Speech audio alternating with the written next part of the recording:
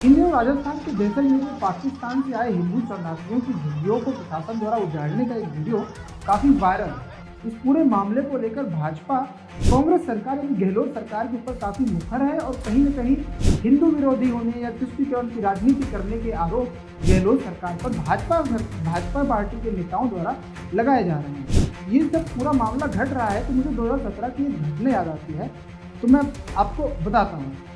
2017 में पाकिस्तान से आकर राजस्थान में रह रहे हिंदू शरणार्थी परिवार का वीजा खत्म हो गया।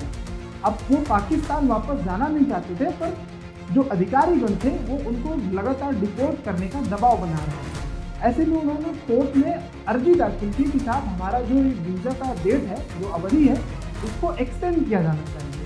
लेकिन केस था वो कोर्ट में चल ही रहा था कि सीबीआई के अफसरों ने उनको फाइनल अल्टीमेटम दे दिया कि भाई अब तो तुम्हें जाना ही पड़ेगा। ऐसे में एक सज्जन हिंदू सिंह सोढ़ा, जो स्वयं भी पाकिस्तान के रहने वाले थे और अभी फिलहाल भारत में काफ़ी सालों तक रहने के बाद जहाँ की नागरिकता लेकर भारत में रह रहे हैं, उन्होंने इस मुद्दे को पिक किया और एक विशेष अपील हाईकोर्ट में दायर करी। हाईकोर्ट ने इस मुद्दे की गंभीरता को समझते हुए तत्काल ही एक बेंच गठित की और इस पर तत्काल सुनवाई करने का ऑर्डर दिया। अगले दिन सैटरडे था, सैटरडे को जो कोर्ट होता है वो बंद होता है, लेकिन फिर भी जोधपुर हाई कोर्ट की वो बेंच में सुनवाई हुई और कोर्ट ने ये फैसला दिया कि फिलहाल उन 9 लोगों के परिवार वालों को डिपोर्ट ना किया जाए, मतलब उनके डिपोर्टेशन पर उन्होंने स्टे लगा दिया।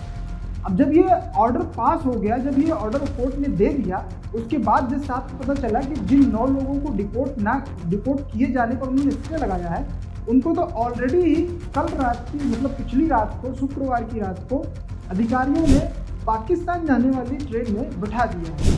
अब ऐसे में तुरंत जज साहब ने तत्काल रूप से सीआईडी के अफसरों को निर्देश दिया कि जो स्टे का ऑर्डर है उसको भारत की जो आखिरी रेलवे स्टेशन है, उसकी जो सुरक्षा चौकी है मुन्नाबाद की, वहाँ तक पहुँचाया जाए, ताकि हो सकता है कि उनको भारत के सीमा के अंदर ही रोका जा सके। अब उन्होंने कोशिश की, लेकिन दुर्भाग्य कहें या फिर कुछ और, उनके भाग्य में जो लिखा था वो पाकिस्तान पहुंच चुके थे। क्या आपको पता है कि उस समय किसकी सरकार थी?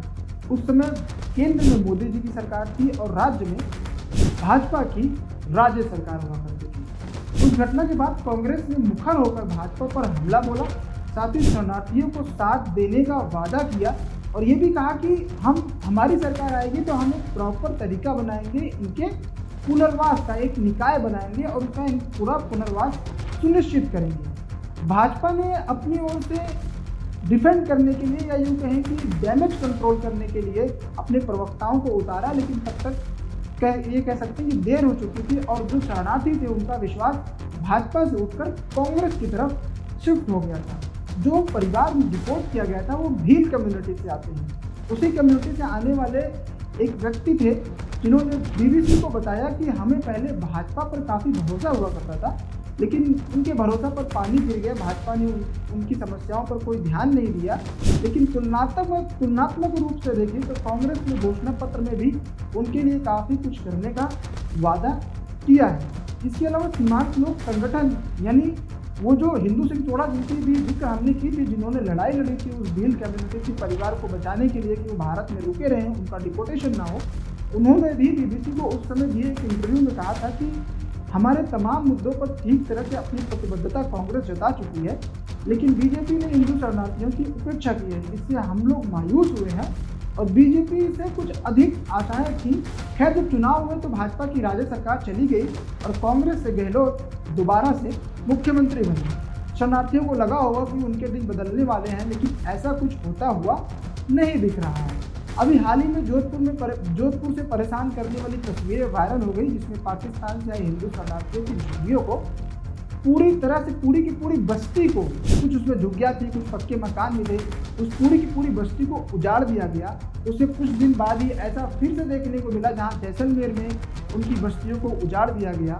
इन सारे वीडियोस को देखकर मन में एक कहीं न कहीं अशांति तो पैदा होती है। और फिलहाल जिस प्रकार से कांग्रेस वाले 2018 के पहले भाजपा को घेरा करते थे, वही सेम तरीके से अभी भाजपा वाले कांग्रेस वालों को घेर रहे हैं कि आप उन लोगों के बारे में, पाकिस्तान से आए जो हिंदू शरणार्थी, इनके बारे में आप कुछ सोच नहीं रहे हैं। लेकिन इस राजनीति के चक्कर में उन हिंदू शरणार्थियों का क्या हुआ होगा जो रेगिस्तान की भरी गर्मी में फिलहाल बेघर हो गए। यहाँ देखने वाली बात यह है कि जब 2019 में केंद्र सरकार सीएए यानी सिटीजनशिप अमेंडमेंट एक्ट लेकर आई तो कहा गया कि इससे हम शरणार्थियों को नागरिकता पहले के मुकाबले ज़्यादा आसानी से देंगे।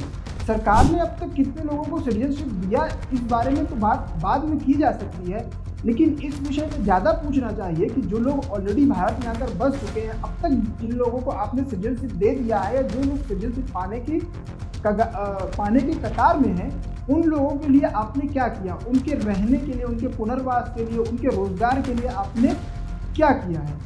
केंद्र में भाजपा की सरकार है जो हिंदुत्व का झंडा लेकर घूमती रहती है और वहीं राज्य में कांग्रेस की सरकार है जो 2018 के चुनाव से पहले इन शरणार्थियों के मुकम्मल पुनर्वास की बात करते हुए पावर में आई थी। अगर हम जोधपुर वाले पूरे घटनाक्रम को देखें तो इसमें पैसे की धोखाधड़ी और भ्रष्टाचार का खेल साफ दिखता है।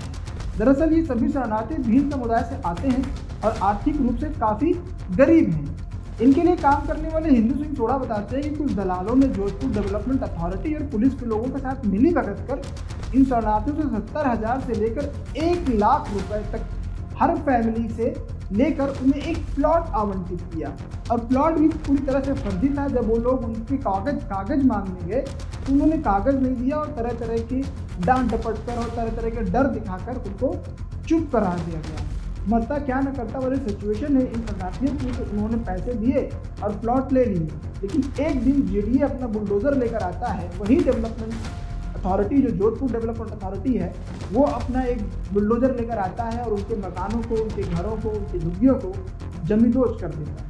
जोधपुर के 40 परिवारों के घरों को बुलडोज करने के बाद धरने पर बैठे लोगों की तस्वीरों को ध्यान से देखिए, उनकी तख्तियों पर जो लिखा है उसे भी ध्यान से देखिए।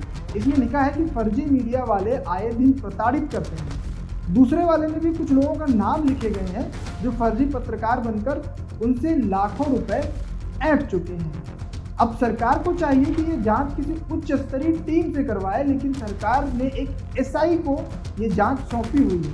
अगर आप सोचिए, अगर इतने बड़े स्तर का करप्शन है तो एक एसआई को खरीदना उन लोगों के लिए कितनी बड़ी बात है। कोई खास बड़ी बात नहीं होगी मेरे ख्याल से। खुद हिंदू सिंह सोढ़ा बताते हैं कि जिन एसआई को जांच दी गई है वो खुद आरोपियों के साथ शाम की चाय पीते हैं, तो आप अंदाजा लगा सकते हैं कि स्थिति क्या होगी। राजस्थान भाजपा के नेता गहलोत सरकार को घेर रहे हैं, लेकिन इससे कुछ खास फर्क पड़ेगा ऐसा लगता नहीं है। अब अगर देखें तो केंद्र सरकार को इस मामले पर और भी सतर्कता बरतनी चाहिए, क्योंकि आप सोचिए अगर पाकिस्तान से सताए गए लोग भारत आते हैं और यहाँ से भी सताए जाने के बाद पाकिस्तान वापस चले जाते हैं तो भारत की इमेज वैश्विक स्तर पर क्या बनेगी। और यहाँ से जो लोग पाकिस्तान वापस चले गए, क्या गारंटी है कि पाकिस्तान के कुछ लोग इनको बरगला कर, इनको भारत के खिलाफ भड़काकर भारत के खिलाफ ना यूज़ करेंगे। इस बात को गंभीरता से केंद्र सरकार को भी सोचना चाहिए कि सिर्फ नागरिकता देने से काम पूरा नहीं होता, इनके पुनर्वास के भी बारे में सोचना पड़ेगा।